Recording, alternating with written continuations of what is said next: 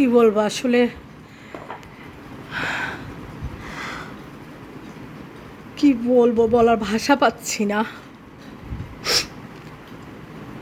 অনেকদিন পরে আজকে আসলে বের হলাম একটু বাচ্চাদেরকে নিয়ে, যে ঘরের ভিতরে দম বন্ধ হয়ে যাচ্ছে, তাই একটু নিচে গিয়েছিলাম কিছুক্ষণ আগে। যেটা হয়তো আনুমানিক কয়টা বাজে, 8টা, পৌনে 8টা কিংবা 8টা।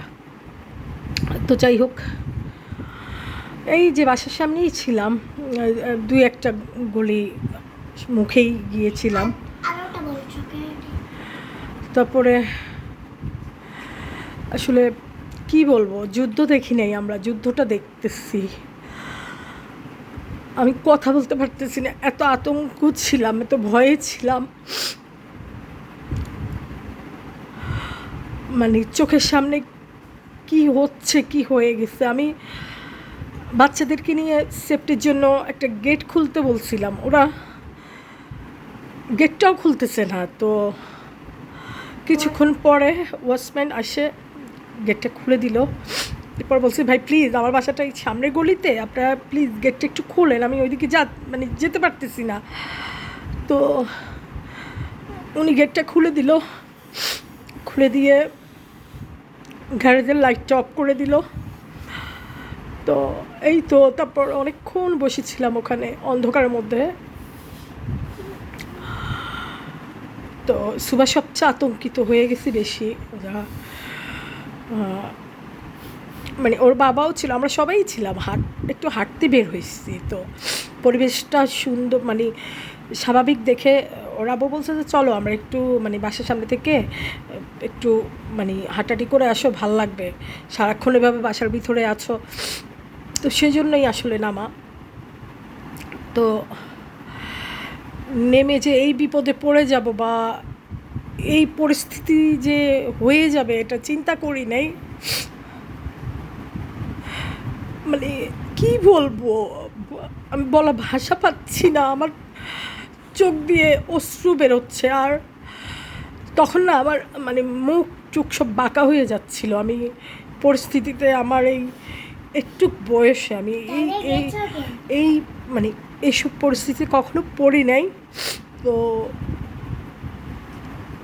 আসলে চোখের সামনেও দেখি নাই এই ভয়াবহ দৃশ্যগুলা যা দেখতেছি। তো এটা আসলে যার সাথে হয় সেই পেস করে। তো আমি খুব ভয় পেয়ে গিয়েছিলাম, মানে কি বলবো, খুবই ভয়। আসলে বাচ্চা ছিল তো সাথে, মানে দৌড়তেও পারতেছিলাম যে দৌড়ায়া মানে বাসে চলে আসবো, বা দৌড়ায়া আমরা মানে মানে মানে নিজের একটা মানে সেফটি নিব। কিন্তু বাচ্চা যাদের সাথে আছে তারাই বুঝে, মানে দৌড়াইতে গেলে দেখা যায় যে বাচ্চা নিয়ে দৌড়ানো খুবই টাফ হয়ে যায়।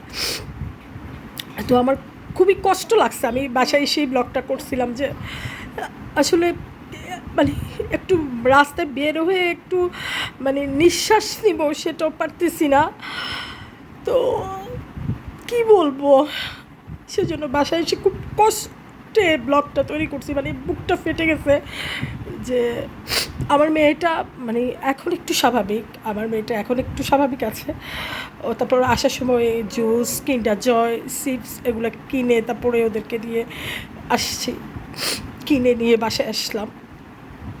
তো এই জন্য একটু স্বাভাবিক। ও কিন্ডার জয়ের খেলনাটা দিয়ে খেলছে, কিন্তু ও খুবই ভয় পাইছে। ও বলতেছে যে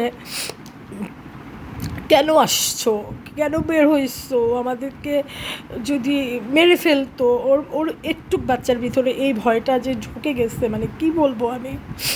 আমি চাচ্ছিলাম না যে মানে এসব এসব ব্যাপার বলতেও চাচ্ছিলাম না, কারণ আমার সাথে এখন ঘটে গেছে কিছুক্ষণ আগে, যে আতঙ্ক হয়েছি আমি, যে আতঙ্কিত আমার বাচ্চারা হয়েছে।